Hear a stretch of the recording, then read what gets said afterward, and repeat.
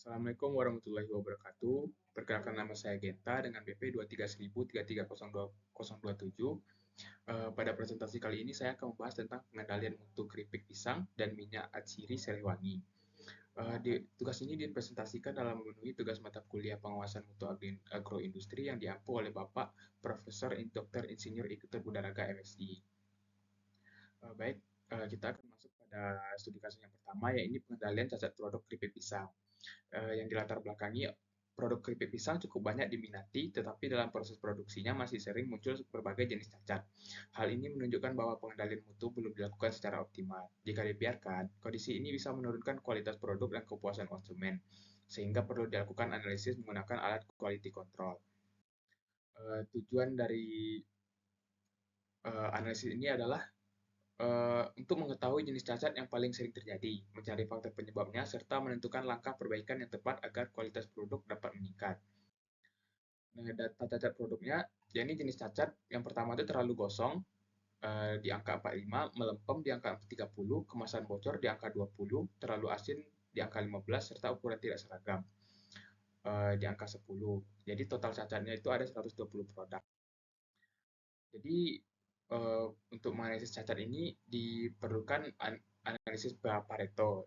Hasil analisis menunjukkan bahwa dua jenis cacat terbesar, yaitu gosong dan melempem, menyumbang sebagian besar dari total cacat. Oleh karena itu, perbaikan sebaiknya difokuskan pada dua masalah ini terlebih dahulu. Selanjutnya, analisis fishbone. Cacat keripik pisang, terutama gosong, disebabkan oleh beberapa faktor yang saling berkaitan. Dari sisi manusia, operator kurang terampil atau kurang fokus. Dari mesin, api tidak stabil dan kurang terawat. Dari bahan baku, pisang terlalu matang dan irisan tidak beragam. Selain itu, metode tanpa SOP yang jelas serta lingkungan kerja yang kurang mendukung juga ikut mempengaruhi. Tindakan perbaikan yang dapat dilakukan yaitu membuat dan menerapkan SOP penggorengan yang mencakup suhu dan waktu, memberikan pelatihan kepada operator, mengontrol kualitas bahan baku agar tidak terlalu matang, menyeragamkan ketebalan irisan pisang, serta melakukan perawatan alat secara rutin. Hasil yang diharapkan yaitu penurunan jumlah produk cacat, kualitas keripik lebih konsisten, produk tidak mudah gosong atau melempem, proses produksi lebih terkontrol, efisiensi produk meningkat, serta kepuasan konsumen meningkat. Kesimpulannya yaitu penggunaan tools quality control seperti check sheet, diagram Pareto, dan fishbone terbukti membantu dalam mengidentifikasi jenis cacat, menentukan masalah utama, serta mengetahui penyebabnya. Dengan fokus pada cacat yang paling dominan dan melakukan perbaikan pada penyebabnya, kualitas keripik pisang dapat ditingkatkan sehingga produksi menjadi lebih konsisten dan efisien.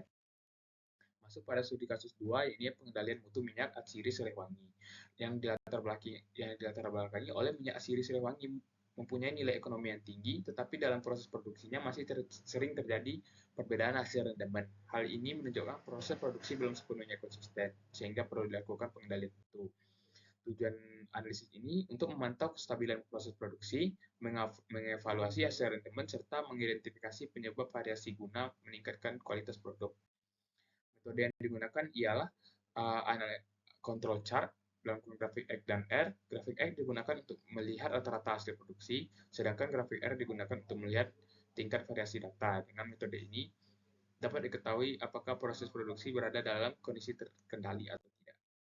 Data rendemen minyak atsiri yang diamati selama 10 hari berkisar antara 0,68% hingga 0,81% dengan rata-rata sebesar 0,739%. Hasil perhitungannya diperoleh batas kontrol untuk grafik X yaitu UCL sebesar 0,967%, CL sebesar 0,739%, dan LCL sebesar 0,51%. Sedangkan untuk grafik R diperoleh UCL sebesar 1,313%, CL sebesar 0,739%, dan LCL sebesar 0,165%.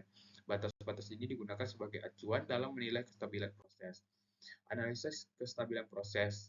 Hasil analisis menunjukkan bahwa seluruh data endemen masih berada di dalam batas kontrol yang telah ditentukan. Selain itu, tidak ditemukan pola penyimpangan seperti tren naik atau turun secara terus-menerus. Hal ini menunjukkan bahwa proses produksi secara statistik berada dalam kondisi stabil. Evaluasi standar. Meskipun proses sudah stabil, masih terdapat beberapa hasil rendemen yang tidak sesuai dengan standar perusahaan. Nilai yang berada di bawah standar adalah 0,68% dan 0,69%. Sedangkan yang berada di atas standar adalah 0,80% dan 0,81%. Hal ini menunjukkan bahwa stabilitas proses belum sepenuhnya menjamin kesesuaian dengan standar kualitas.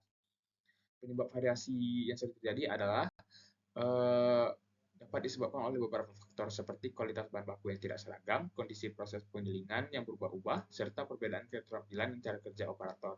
Faktor-faktor ini mempengaruhi hasil rendaman yang dihasilkan. Kesimpulannya, secara keseluruhan, proses produksi minyak ciri Siliwangi sudah berada dalam kondisi stabil berdasarkan analisis statistik. Namun, masih terdapat variasi hasil yang menyebabkan beberapa produk belum sesuai dengan standar yang ditetapkan. Oleh karena itu, diperlukan pengendalian yang lebih baik agar produksi menjadi lebih konsisten dan berkualitas. Baik, hanya sampai di situ presentasi saya. Jika ada salah kata dan perbuatan mohon dimaafkan. Assalamualaikum warahmatullahi wabarakatuh.